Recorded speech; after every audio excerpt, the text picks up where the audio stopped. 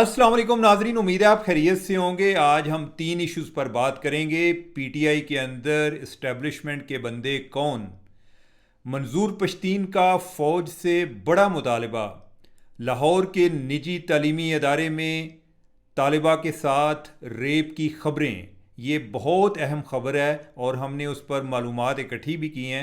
हम आपको डिटेल में बताएंगे और आपको रिमाइंडर कि अगर आपने चैनल अभी तक सब्सक्राइब नहीं किया तो आप मज़ीद इंतज़ार ना करें और टल्ली ऑन कर लें और हम जो है प्रोग्राम का आगाज़ करते हैं। अच्छा, पहले मेरे ख्याल पीटीआई से शुरू हो लेते हैं। पीटीआई का एक कमाल है, ये उनकी खूबसूरती है कि वो या तो अपने मुखालफिन से लड़ते हैं और जब उनसे नहीं लड़ सकते वो आपस में लड़ना शुरू हो जाते हैं। और जो एक अटेंशन इकानमी पे उनको एक मुनापली हासिल है कि तवज्जो उधर से नहीं हटती। तो अभी एससीओ की वजह से और इमरान खान की ज़ुबानबंदी, इमरान खान की ज़ुबानबंदी तो नहीं कहेंगे, खैर उन्होंने पूरी जेल की ज़ुबानबंदी की थी कि कोई बंदा कैदियों से उनके विज़िटर्स का जो मुलाकातें हैं वो उन्होंने बंद कर दी। और जो पीटीआई के लिए तो इमरान खान ही सिर्फ उधर कैदी हैं और ये सब कुछ उन्हीं के लिए हुआ था और ये 7 अक्टूबर से लेके 17 अक्टूबर तक है। और इन द मीन वाइल जो पीटीआई वाले हैं, कोई 2-3 दिन तो कोई उस पर बात नहीं हुई। फिर उन्होंने सोचा जी कि एससीओ के टाइम पे हमें अटेंशन नहीं मिल रही। उन्होंने कहा कि 15 को हम एहतजाज करेंगे डी चौक पे और फिर कोई मुतालबात ये आए या अफवाहें ये आएँ जी कि इमरान खान को खुदा न खास्ता जहर दे दिया गया है। फिर पार्टी के अंदर डिबेट शुरू हो गई कि हमें जो मुजाहरा करना चाहिए। अब पार्टी के अंदर दो तरह के धड़े बन गए। एक धड़ा वो है कि जो भगोड़ा है, यानी कि जो इस टाइम मंजर आम पर नहीं है, या वो आउट ऑफ कंट्री हैं या वो इस टाइम पाकिस्तान के अंदर छुपे हुए हैं, और उन्होंने एक एक्सट्रीम पोजीशन ले ली। इमरान खान जो है, यानी कि उन्होंने अपनी एक ख़ुद बड़ी इंतहा पसंदाना पोजीशन लेने के बाद अब अपने पार्टी के लोगों का जो कि उससे कम पर कोई उससे कम पोजीशन लेते हैं वो वैसे ही उनको जासूस लगते हैं, वो वैसे ही इस्टेब्लिशमेंट के बंदे लगते हैं। और ये पार्टी के अंदर तफरीक और एक दूसरे पे शक शुबात ये चलते रहते हैं अनलेस के कोई बड़ा बयान दे दे। और जब वो कोई बड़ा बयान देता है फिर उसके पीछे पुलिस वाले और एजेंसियों वाले पड़ जाते हैं और फिर वो छुपता फिरता है। अब यह है कि जब ये बात हुई और इस टाइम जो इमरान खान के बाद जो दूसरे इस टाइम सीनियर तरीन लीडर तो गंडापुर बन गए ना, वो इस लिहाज से भी कि उन्होंने एक दो दफ़ा इस्लामाबाद को फ़तह करने की भी कोशिश की है। महमूद गजनवी बने हुए हैं कि उधर से हमला करते हैं। और दूसरा जो वो चीफ़ मिनिस्टर भी हैं और तमाम वसाइल भी उनके पास हैं। और तीसरी बात यह है कि पंजाब से तो कोई इतनी मूवमेंट हो नहीं सकती क्योंकि पंजाब में पीटीआई की गवर्नमेंट नहीं है।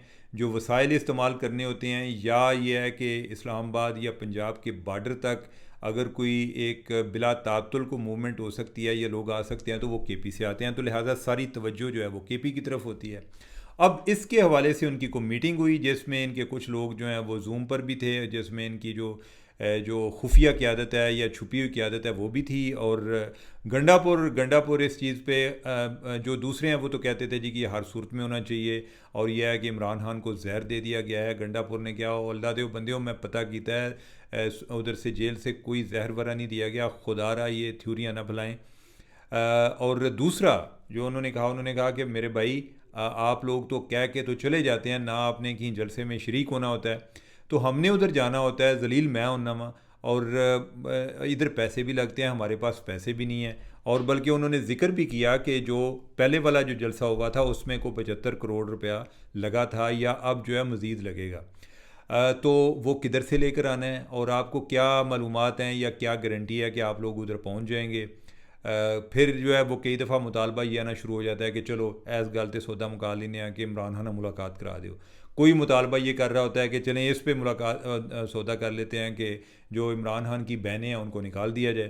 तो किसी तरह हम 15 का जो एक कॉल दी हुई है हम उसको मनसूख करने के लिए हमें फेस सेविंग चाहिए। अब यह है कि गंडापुर इनके साथ कोऑपरेट नहीं कर रहे। बाकी जो पीटीआई के अंदर से भी जो इतलात आ रही हैं वो कह रहे हैं कि कारकुन जो है ना वो इसी तरह जलील हो के थक गए हैं कि कोई आए दिन को लोग मार खाते हैं, चलते हैं और उनकी भी हिम्मत है कि वो चल पड़ते हैं, लेकिन अब उनको कितनी दफ़ा हम चलाएंगे, तो ये चलाना हमारे लिए मुश्किल होता जा रहा है। तो अब उसके बाद क्या होता है कि जब आर्गूमेंट नहीं बनते तो उसके बाद फिर एक दूसरे पे शक व शुबात शुरू हो जाते हैं कि गंडापुर जो है वो फ़ौज का आदमी है, और दूसरा जो बल्कि गंडापुर से ज़्यादा टारगेट है वो बैरिस्टर सैफ है, जो उनके तर्जुमान भी हैं और उन पे लगता है वो कहते हैं जी कि ये फ़ौज का आदमी है। हालांकि वैसे सच्ची बात यह है कि इनके अंदर कौन सा बंदा फ़ौज का नहीं है। ये सारे जो हैं इनके राब्ते हैं सवाए इसके कि इनके एक दो बंदे जो कि इस टाइम छुपे हुए हैं। बाकी इवन जो छुपे हुए हैं उनमें से भी, यानी कि मैं अब जो है ना उनके अलग अलग नाम नहीं लेना चाह रहा, लेकिन मेरे ख्याल शायद मुराद सईद के अलावा सब लोग किसी न किसी स्टेज पर राब्ते में हैं। और जो जब इन्होंने कोई विक्टिम बनाना होता है, स्केप गोड बनाना होता है, तो फिर जो है वो ये बैरिस्टर सैफ को बना देते हैं या गंडापुर को बना देते हैं। अब गंडापुर जो है उसकी रिक्वायरमेंट ये है कि उसकी एज अ चीफ मिनिस्टर उसका एक वर्किंग रिलेशनशिप भी है। दूसरा ये है कि जो पहले वो अपनी पूरी एक इंतज़ामी मशीनरी लेके इस्लामाबाद की तरफ आ रहे थे, तो उसके बाद उनका ऑडिट शुरू हो गया। जो उनके चीफ सेक्रेटरी हैं और जो आईजी हैं उनको ड्यूटी लगाई गई थी मरकज़ की तरफ से कि ज़रा ऑडिट करें कि कौन कौन से वसाइल सूबे के इस्तेमाल हुए हैं एक सियासी सरगर्मी के लिए, इस्लामाबाद पर मरकज़ पर चढ़ाई के लिए। अब एक तो उनका उधर यौम हिसाब चल रहा है, बल्कि हफ्ता हिसाब चल रहा है। दूसरा, मरकज़ में भी एक जीआईटी बनी हुई है जो कि इन्हीं चीज़ों का हिसाब लेगी कि कितने पुलिस के लोग जो हैं वो उसमें शामिल थे और कितने जो वसाइल कौन कौन से इस्तेमाल किए। सो मच कि मेरी इतला के मुताबिक इवन मोटरवे के कोई 2-3 लोग थे कि जो इस टाइम जुलूस में शरीक हुए थे, वो ऑलरेडी जेल जा चुके हैं। तो अब यह है कि सारी सूरत हाल में एक बात कहना जी कि लोग जो हैं वो तैयार हैं, चार्ज हैं, कोई 2-4 लोग अगर आपके नज़र आ जाएं और बाकी एक हजूम लेके आना, ये दो डिफरेंट चीज़ें हैं। और इस दफ़ा तो टॉलरेंस लेवल भी ज़ीरो होगा।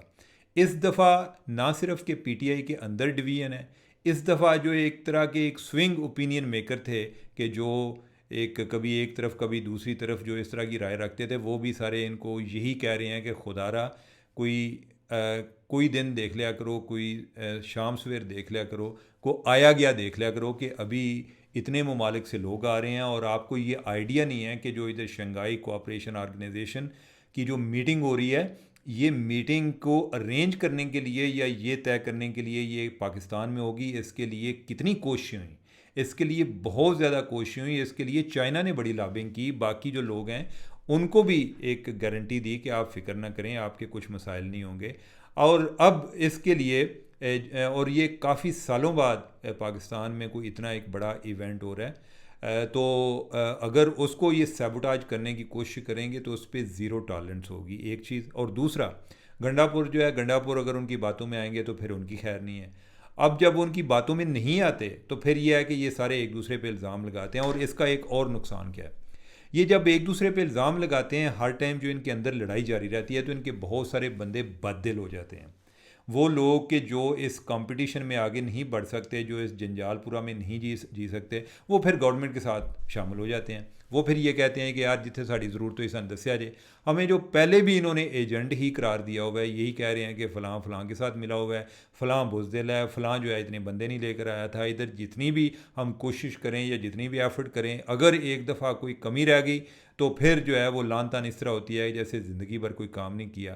तो इनके इस चक्कर में कई लोग जो हैं वो ऑलरेडी हुकूमत के साथ भी मुज़ाकरात में कर रहे हैं, और उस पे जो है यानी कि हमने वैसे ही एक अलग से बात करनी थी, मैं अब इस पर मज़ीद नहीं करना चाहता। लेकिन ये जो इनके अंदर एक दूसरे को इस्टेब्लिशमेंट वाला है, तू इस्टेब्लिशमेंट वाला है, इस तरह की कहने वाली जो बातें हैं, इससे इनको ओवरऑल नुकसान हो रहा है, पार्टी को नुकसान हो रहा है, उनके जो लीडरशिप है, जो इनके लॉ मेकर्स हैं, उनका मोरल डाउन हो रहा है, और जो इनके इंतहा पसंद एलिमेंट्स हैं, वो एक स्टेज आएगी और वो ज़्यादा दूर नहीं है, उस टाइम जाकर पता चलेगा कि इन्होंने पार्टी को किस स्टेज पर पहुंचा दिया है। अगर आपने किसी एक फील्ड में रहना है, किसी बिज़नेस में रहना है, तो आपने अल्टीमेटली किसी ना किसी स्टेज पर नेगोशिएट करना होता है। जिस अंदाज में ये चीज़ें आगे बढ़ा के या इंतहा पसंदाना कदम उठा के ये सोच रहे हैं, तो भाई दूसरी तरफ अगर गवर्नमेंट मौजूद है तो वो जब तक उनमें भी दम हम है तो वो इनको जवाब देते रहेंगे। और अल्टीमेटली अगर ये तरमीम आ जाती है, आइनी तरमीम, और उसका सबब भी इनका एक एक्सट्रीम स्टेप बने हैं, जो इंतहा पसंदाना सोच ली है। और उसमें मैं आपको पता है कि मैं आपको पहले भी बताता रहता था कि ये जो टेंशन चल रही है, इसका एक ऐसा ग्रेसफुल सॉल्यूशन ये था कि एक डायलॉग हो, एक कैंडिड डायलॉग हो और चीज़ें आगे बढ़ाई जाएं। अगर आप नहीं करेंगे तो फिर यह है कि दोनों साइडें जीतने की कोशिश करेंगे, क्योंकि दोनों की अपनी अपनी बका की जंग है। अब इसमें भी ऐसे ही है कि दोनों की अपनी बका की जंग है और हुकूमत जो है वो अपने लेवल पे कोशिश कर रही है, और अगर वो आइनी तरमीम लाने में कामयाब हो जाते हैं तो फिर इनके लिए बहुत बड़ा सेटबैक है। और इस बात का पीटीआई को भी एक एहसास है, लेकिन इनको इस बात का एहसास नहीं है कि ये अभी जिस स्टेज तक आ चुके हैं, ये इनकी इंतहा पसंदाना अप्रोच इनको स्टेज पर लेके आई है। अब आगे देखते हैं इनके क्या है, ये इनकलाब लेकर आते हैं या इन पे बगावत का केस होता है, क्या होता है। क्योंकि जब इनकलाब नहीं आता है तो फिर वो जो कोशिश कर रहे होते हैं वो फिर बागी सफ़र किए जाते हैं। इनकलाब वाला तो वही होता है जो जीत जाता है। तो लेट्स सी कि कौन इनकलाबी कहलाता है और कौन जो है बागी कहलाता है। तो एक तो ये है, और दूसरा जो है हम जो है मंजूर पश्तीन के हवाले से बात करेंगे। मंजूर पश्तीन जो हैं उन्होंने आज जरगा मशरान को कोई तजावीज़ दी हैं, वो पहले आप तजावीज़ सुन लें। उन्होंने कहा कि फ़ौज और तालिबान के लिए डेडलाइन मुकर्रर की जाए, तजारत की बहाली, ख़वातीन की तालीम और मिली लश्कर की तश्कील, ये 4 तजावीज़ दी हैं। अब ये है कि उनकी तफसील क्या है।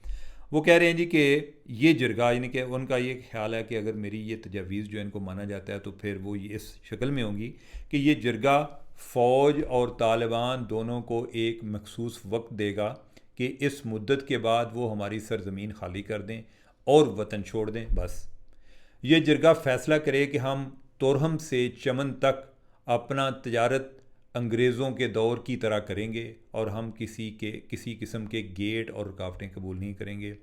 ये जरगा अफ़गान हुकूमत से अपील करे कि वहाँ ख़वातीन को तालीम हासिल करने की इजाज़त दीजिए। मेरे पहले ये अपील कर लें ताकि जो आप अफ़गानिस्तान के झंडे लेकर फिरते हैं आपको पता चले कि उधर, पहली बात तो यह है कि उधर जो तालिबान है उन्होंने भी वो उस झंडा नहीं लहराने देता जो इधर आप लहरा रहे हैं। तो दूसरा आपको ये भी पता चल जाएगा कि तालिबान आपको पश्तून भाई वो कितना आपकी मुतालबात को अकामोडेट करते हैं।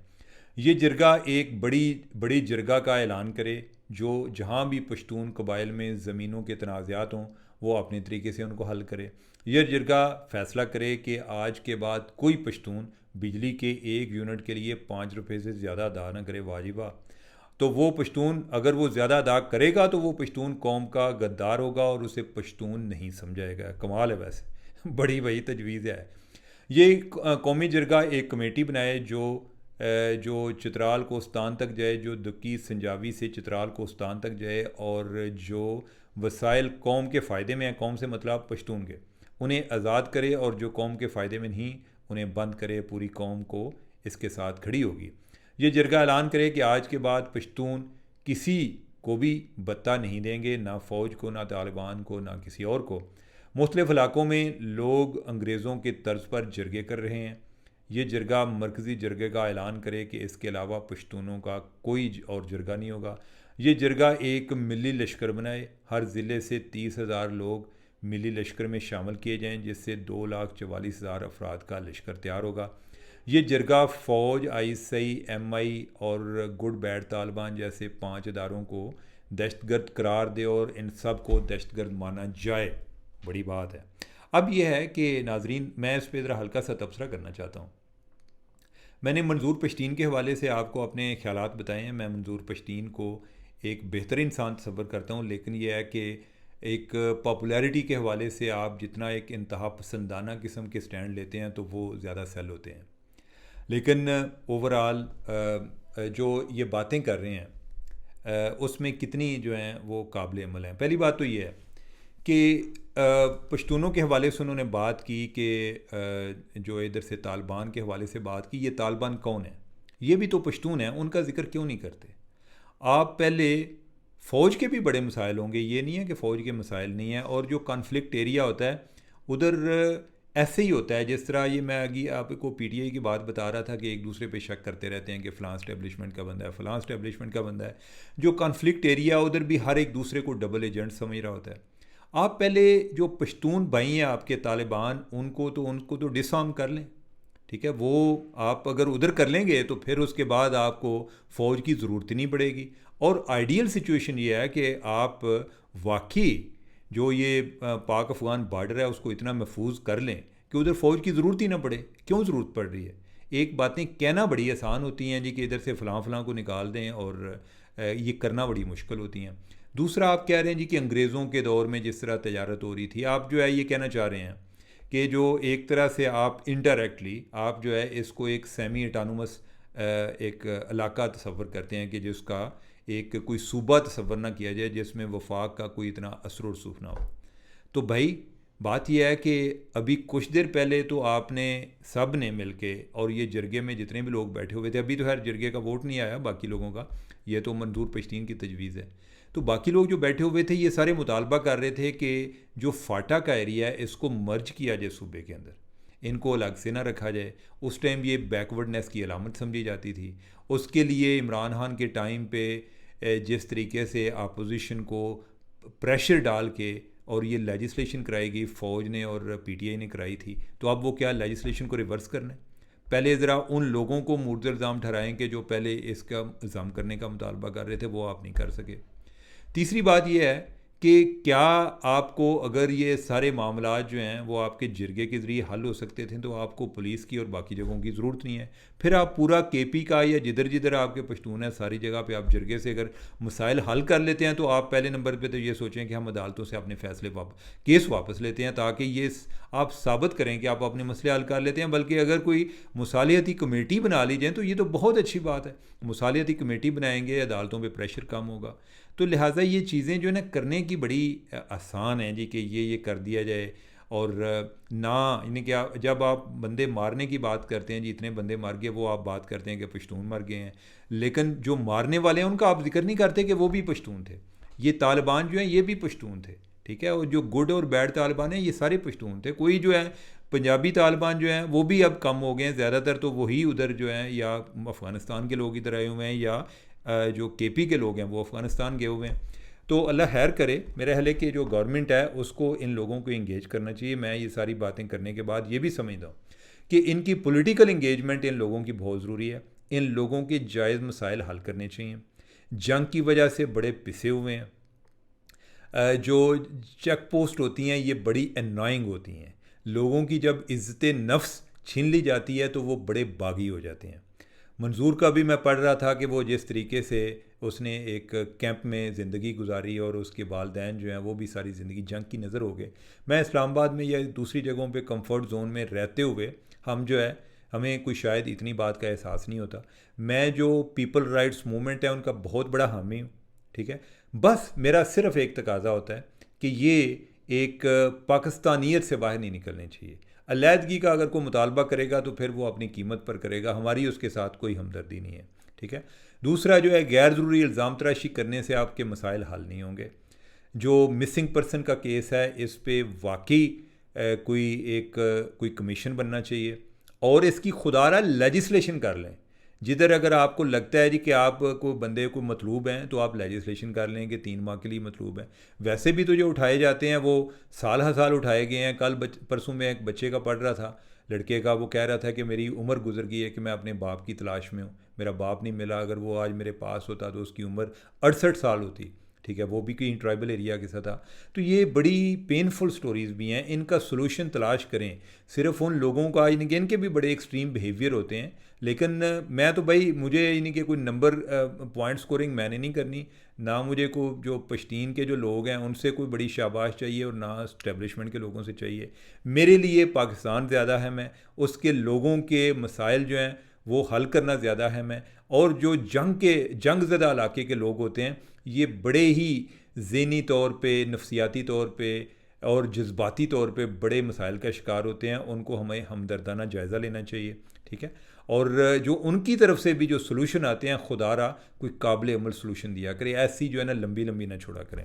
तो नाजरीन अब जो है हम अपने तीसरे टॉपिक की तरफ आते हैं और हमारा तीसरा टॉपिक यह है कि लाहौर के एक निजी तालीमी अदारे में तालबा के ख़िलाफ़ रेप्स की रिपोर्ट आई हैं और ये रिपोर्ट जो है ये सोशल मीडिया पे चल रही हैं।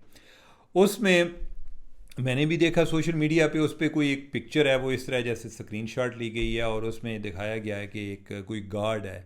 मैं उस तलीमी अदारा है जो कि एक बहुत बड़ा एक अदारा है जिनकी चेन है बाकायदा यानी कि कॉलेजेस की, उन पर ये इल्ज़ाम है। और इल्ज़ाम का मैं उनका नाम इसलिए नहीं ले रहा कि अभी तक ये बात इस्टेब्लिश नहीं हुई कि इनके है या नहीं है। तो लिहाजा अभी मैं आपको वो बताऊंगा कि जो इन्वेस्टिगेशन हुई है उसके हवाले से क्या हुआ है। तो जो इतलात आई वो ये थी जी कि एक लड़की है और को फर्स्ट ईयर की स्टूडेंट है और उसके साथ रेप हुआ है और रेप करने वाला एक सिक्योरिटी गार्ड है और सिक्योरिटी गार्ड उसके बाद से गायब है। और जो कॉलेज की प्रिंसिपल है उसने बच्चों को बोला हुआ है कि आपने इस मामले में खामोश रहना है, अगर किसी ने कोई आवाज़ उठाई तो मेरे से बुरा नहीं होगा। तो लिहाजा उस पर जो है ना ओवरऑल एक बड़ी एक अनईज़ी किस्म का काम पाया जाता है। अब ये रिपोर्ट जिस तरह हमारे तक पहुंची ये पुलिस वालों तक भी पहुंची। पुलिस वालों ने उस पर काम शुरू कर दिया और उन्होंने फाइनली पहले तो उन्होंने खैर प्रिंसिपल से पूछा, वो खातून प्रिंसिपल है, उसने कहा कि ऐसा नहीं हुआ। दूसरी उसने बात की, उसने कहा जी कि ये कोई इत्तेफाक इसको समझें या क्या इसको साजिश समझें कि जब हमारा एडमिशन का टाइम आता है तो उस दौरान कोई इस तरह की सोशल मीडिया पे ख़बर आती है। तीसरा पुलिस वालों ने कहा कि हमने फाइनली उस गार्ड को तलाश कर लिया। ये इस हद तक बात दुरुस्त है कि वो गार्ड कुछ अरसे से छुट्टी पे था, उसको तलाश कर लिया, उसके फरिश्तों को भी नहीं पता था कि ये क्या हुआ है। या यानी कि जो उस पर इल्ज़ाम लगाया है वो कहता है कि हम अभी तक उसकी पूछगिछ कर रहे हैं लेकिन हमें अभी तक कोई ऐसा कोई सुराग नहीं मिला। चौथी चीज़ पुलिस वालों ने बताई, उन्होंने कहा कि हमने पूरे लाहौर के हॉस्पिटल्स छान मारे हैं कि कहीं कोई ऐसा कोई रेप विक्टिम आई हो, ऐसा नहीं है। फिर हमने 15 से पता किया, यानी मतलब ये है कि पुलिस वाले ने मुझे बताया कि हमने 15 के रिकॉर्ड से चेक किया कि किसी जगह से कोई ऐसी कंप्लेन आई हो तो नहीं आई। फिर जो और बात उन्होंने कहा कि हमने अपने जो जितने थाने हैं उनसे पता किया कि इधर किसी के पास कोई रेप की कंप्लेन दर्ज हुई हो तो नहीं हुई। फिर उन्होंने कहा जी कि हमें किसी ने बताया जी कि ओ फलाना जड़ा हॉस्पिटल जो है ना उधर जाए। हर बंदा जो है ना इधर है तो करू आदमी ना कि जिसको कुछ भी नहीं पता होता ना वो उसकी ड्यूटी में शामिल होता है कि वो जाके लोगों को बताए। उसने आगे यानी कि उन्होंने जी फ़लाँ जो प्राइवेट हॉस्पिटल है ना उधर पता चला है कि एक रेप विक्टिम आई है, उन्होंने उधर से भी पता किया, उधर अभी तक कोई वाक़या नहीं हुआ। ठीक है, तो अब यह है कि अभी तक इस वाक़े की कोई एक तस्दीक नहीं हो सकी। और उन्होंने कहा जी कि ये सोशल मीडिया ने हमें पागल कर दिया। पुलिस वाले ने कहा जी कि हमने सिर्फ सोशल मीडिया पे पोस्ट की है और हमने तमाम एनर्जी जो है इस काम पे इन्वेस्ट कर दी है कि हम चेक करें कि ये रेप का वाक़या किधर हुआ है और ये अफवाह मिली है। अब ये खुदारा आप लोग, मैं, हम सब लोग जो हैं ये सोशल मीडिया पे जब पाबंदी लगनी है ना उसमें हमारा भी किरदार होना है। ये जो गैर ज़िम्मेदाराना बयान हैं और ये जो लोग इस तरह की गैर ज़िम्मेदाराना पोस्टें करते हैं या अपने मुखालफिन को डैमेज करने के लिए पोस्ट करते हैं तो उसका फिर ये एक इम्पैक्ट आता है कि जो जिन लोगों ने ला बनाने हैं वो भी कन्विंस हो जाते हैं, वो कहते हैं जी कि इनके लिए हमें कोई हल तलाश करना पड़ेगा। तो नाजरीन ये है कि इस तरह का वाक़या उसकी अभी तक ये सोशल मीडिया तक महदूद है, उसकी ऑन ग्राउंड ना कोई लड़की मिली है ना उनके कोई ऐसा स्टूडेंट मिला है कि जिसने बताया हो कि मेरी कोई दोस्त है जिसके साथ ये वाक़या हुआ है। या किसी जगह पे मैंने आपको बताया कि किसी जगह पुलिस के पास रिपोर्ट दर्ज नहीं हुई, हॉस्पिटल में कंप्लेन दर्ज नहीं हुई और जो वो गार्ड के हवाले से बात हो रही है वो मिल गया लेकिन उसके बारे में भी अभी तक कोई ऐसी बात इस्टेब्लिश नहीं हुई कि वो इस तरह के काम में मुलव्वस था। तो नाजरीन मुझे दें इजाज़त, अल्लाह हाफिज़।